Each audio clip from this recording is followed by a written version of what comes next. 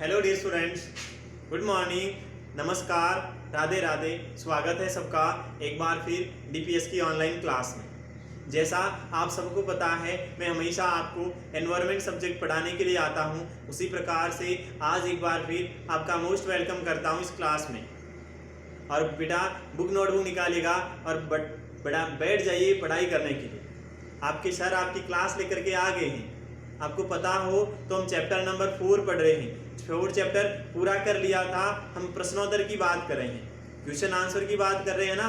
Question answer भी A and the be tomorrow कर लिया था, सॉरी यस्टरडे कर लिया था। टुमारो होता है नेक्स्ट डे होता है, बट यस्टरडे होता है पास्ट डे होता है। तो यस्टरडे की क्लास जो थी हमारी प्रीवियस क्लास थी, उसमें हमने ए कर लिया एंड देन बी भी कर लिया। उम्मीद करता हूं काम अधूरा नहीं होगा, आपके काम कंप्लीट होगा। आगे बात करते हैं सी की। क्वेश्चन जो सी है ट्रू फॉल्स वाला है, उसके बाद आगे और बात करेंगे और वो होगा हमारा फिल इन द ब्लैंक्स का। तो क्या करना है, हमारे को क्वेश्चन करना है। और कौन सा क्वेश्चन है? सी नंबर का है। कौन सा क्वेश्चन है? तो सी नंबर का है। ए और बी कर लिया था, सी नंबर का क्वेश्चन है। क्या है C? WRIT, write, T for true, TRU true, and F for false statement, false, STATEMENTS। Write यानी लिखो, T यानी T लिखना है, फॉर ट्रू सत्य के लिए, सत्य के लिए T लिखो, एंड और F फॉर फॉल्स गलत के लिए F स्टेटमेंट्स, यानी सही कथन है तो T लिखो, गलत कथन है तो F लिखो। समझ आ गई ना बात? आ गई होगी, क्योंकि हम 4th चैप्टर में आ गए हैं पढ़ते पढ़ते। True false true false true false. बात करूंगा पहले स्टेटमेंट की। क्या है पहला स्टेटमेंट? पहला स्टेटमेंट है very big plants are called, very big plants are called SHRUBS। पहले तो बेटा वो सर्व का मीन्स क्या होता है? उम्मीद करता हूं आपको पता होगा सर्व का मीन्स। अभी आपको बेटा सर्व्स का मीन्स पता नहीं है तो देखो, मैं बहुत दूर खड़ा हूं, मैं आपको न तो डंडा मार सकता हूं और न ही मैं आपको पीट सकता हूं। इसका अगर आपको मालूम नहीं है हिंदी अर्थ, तो आप देखो बेटा, अगर क्लास में होते तो एक कोने में ले जाकर के एक ऐसी थप्पड़ मारता कि आपका बेटा गाल सूज जाता, क्योंकि बहुत बार पढ़ा चुका हूं सर्व्स क्या होता है। अगर नहीं मालूम है ना तो अभी मेरे सामने बेटा पेन पेंसिल नीचे रख दो और आप वहीं जहां आप बैठकर पढ़ाई कर रहे हो वहीं बेटा मुर्गा बन जाओ। ये आपको नहीं मालूम है सर्व्स का, बेटा शर्म आनी चाहिए, मैं बहुत बार पढ़ा चुका हूं, ठीक है ना। तो सर्व का मीन्स क्या होता है बेटा? झाड़ी होता है। तो क्या है देखो, वेरी बिग प्लांट्स, बहुत बड़े पौधे, बहुत बड़े पौधे झाड़ी कहलाते हैं। जो बहुत ही बड़े पौधे होते हैं वो झाड़ियां कहलाते हैं। अभी बेटा ट्रू है या फॉल्स है ये आपको पता होना चाहिए। अगर ये भी आपको पता नहीं है ना, जो मैंने अभी कहा था, बहुत शर्म की बात है। अगर आप क्लास में मेरे सामने होते, ये इतने मेरे को इजी क्वेश्चन के आंसर नहीं बताते ना, तो मैं बहुत आपको मारता था, डंडा मारता था। लेकिन अब आपसे दूर हूं, ना तो आपको डंडा मार सकता, ना आपको मैं पीट सकता हूं। बट बेटा थोड़ा याद करना चाहिए, थोड़ी लर्निंग अच्छी रखनी चाहिए, ठीक है ना। तो क्या होता है, बहुत बड़े पौधे तो पेड़ कहलाते हैं, बहुत ही बड़े पौधे होते हैं उसको पेड़ कहा जाता है, सर्व्स नहीं कहा जाता है, झाड़ी नहीं कहा जाता है। तो इस कारण से ये फॉल्स होगा। तो इसमें क्या नोट करोगे? F नोट करोगे इसके अंदर। And the now statement number second statement. Statement second is a cotton plant is an example of shrub, COTTON। Cotton plant is a example, EXAMPLE, example of shrubs लिखा हुआ है ना, of serves. अभी कहा था सर्व का मीन्स झाड़ी होता है। तो इसमें क्या कहा है? इसमें कहा है जो कपास का पौधा होता है वह कपास का पौधा एक झाड़ी का उदाहरण होता है। कपास का पौधा एक झाड़ियों का उदाहरण होता है। तो बिल्कुल सही बात है, कपास का पौधा झाड़ी का ही उदाहरण होता है। तो ये ट्रू होगा। कपास का पौधा झाड़ी का उदाहरण होता है, सही बात है, तो ट्री होगा। Now statement number third, creepers are very strong plants, CREEPERS, creepers are very strong plant, very STRONG, strong PLANTS, strong plants. ये क्या कह रहा है? ये कह रहा है जो क्रीपर्स होते हैं। अब बेटा बताओ क्रीपर्स कौन से पौधे होते हैं? पता है क्या क्रीपर्स कौन से पौधे होते हैं? क्रीपर्स वे पौधे होते हैं जो किसी का क्या करके, किसी के सहारे या फिर जमीन के साथ में, यानी जमीन पर वो क्या करते हैं, अलोंग द ग्राउंड वो वृद्धि करते हैं, जो जिसको हम बेलें कहते हैं उसको क्रीपर्स कहा जाता है। तो क्या वेरी स्ट्रांग होते हैं? वेरी स्ट्रांग नहीं होते हैं। ये कह रहा है वेरी स्ट्रांग होते, तो ये गलत कह रहा है। गलत कह रहा है तो क्या लिखना पड़ेगा? F लिखना पड़ेगा। आगे देखें नंबर 4 नंबर पर है a strong and hard stem of a tree is called trunk. A strong and STRONG, strong and HARD, hard stem of a tree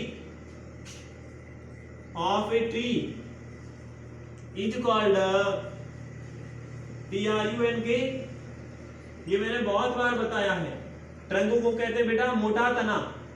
क्या कहते हैं? मोटा तना। तो ये क्या कह रहा है कि एक पेड़ का कठोर और जो मजबूत तना होता है, एक पेड़ का कठोर और जो मजबूत तना होता है उसको ट्रंक कहते हैं। तो बिल्कुल सही बात है, ट्रंक ही कहते हैं। अब बेटा टिक नहीं लगाना है, ट्रीव लिखना है। सही है तो क्या लिखना? ट्रीव लिखना है। आगे बात करें नंबर 5 की। Roots ROOTS। रूट्स क्या होता है? जड़ें होता है। रूट्स का मतलब जड़ें, TRANSPORT, root transport, water MINERALS, minerals, water minerals and prepared food to the plant, and PREPARED, prepared food of the plant. यहां लिख रहा हूं, ठीक है ना? अब देखो क्या कह रहा है, ये कह रहा है रूट यानी जड़ें ट्रांसपोर्ट करती है, वाटर को ट्रांसपोर्ट करती, मिनरल्स को पकड़ती, एंड प्रिपेयर्ड फूड और तैयार भोजन को सप्लाई करती पूरे पौधे को। बेटा गलत है, स्टेम ऐसा काम करता है। ये काम किसका है? ये काम स्टेम का है, क्योंकि जो खाना बनाता है पौधे के द्वारा बनाया हुआ जो भोजन होता है, उस भोजन को ये रूट स्टोर नहीं करती है। इस कारण से ये गलत हो जाएगा, तो F आ जाएगा। इस प्रकार एक क्वेश्चन हमने पूरा किया है। कौन सा क्वेश्चन किया? C नंबर वाला क्वेश्चन हमने पूरा किया है, जिसमें हमने क्या कहा? ट्रू फॉल्स वाला किया है। आगे बात करते हैं, D नंबर का क्वेश्चन। D नंबर का क्वेश्चन क्या है? तो बेटा फिल इन द ब्लैंक्स है विथ करेक्ट वर्ड्स। क्या है? Fill in the blanks with correct words. Fill in the blanks with the correct word, यानी सही शब्दों के साथ में रिक्त स्थान भरिए या खाली जगह भरिए। कौन कौन से सही वर्ड है? पहला वर्ड है ROOT, रूट का मतलब जड़ होता है। फिर है TULSI, तुलसी एक जड़ी बूटी है। फिर है CREEPR, क्रीपर बेल होता है। फिर क्लाइंबर जो किसी के सारे पौधा ऊपर चढ़ता है। और टू का मतलब 2 होता है। देखो पहला फर्स्ट सेंटेंस है, खाली जगह दे रखी है, फिर दे रखा है is the most popular herb in our country. Is the most POPULAR popular herb in our country. ये कह रहा है हमारे देश में। क्या कह रहा है? ये कह रहा है हमारे देश में सबसे लोकप्रिय जड़ी बूटी कौन सी है? बेटा अभी मैंने कहा था तुलसी है जड़ी बूटी, तो पहली खाली जगह में TULSI आएगा, तुलसी। तुलसी जो है वह तुलसी हमारे देश में बहुत लोकप्रिय जड़ी बूटी है, तो पहली खाली जगह में तुलसी आ गया। दूसरी में देखो GRAP, grape wine, grape wine होता अंगूर की बेल। इजे ये क्या है बेटा, अंगूर की बेल। अंगूर की बेल एक क्लाइंबर है, क्या है, CLIMBER, क्लाइंबर है जो किसी के सहारे ऊपर चढ़ती है। इस प्रकार दूसरी खाली जगह हो गई। 3 नंबर पर है, 3 नंबर पर है पंपकिन, PUMPKIN, पंपकिन इजे, पंपकिन यानी कद्दू। ये क्या है, ये बेल है, तो CREEPR यानी क्रीपर है। पंपकिन यानी कद्दू, जिसके लौकी वगैरह, जो खीरा ककड़ी वगैरह होती है ना, जो वाटरमेलन है, मस्क मेलन है, ये सारे जिसके लगते हैं उसको पंपकिन कहा जाता है। पंपकिन का मीन्स बोले तो इसको कद्दू कहते हैं और उसको क्रीपर यानी उसको बेल कहते हैं। 4 नंबर क्या है देखो, नंबर 4 है there are, THERE, there are blanks है, फिर लिखा हुआ है TYPES, टाइप्स ऑफ ROOTS, क्या है, देयर आर की। देखो बेटा there are types of root यानी जड़ें प्रकार की होती है। जड़ें कितने प्रकार की, 2 प्रकार की होती है। ये लिखा देखो TWO, तो 2 आएगा, क्या आएगा, 2 आएगा कि there are 2 types of roots.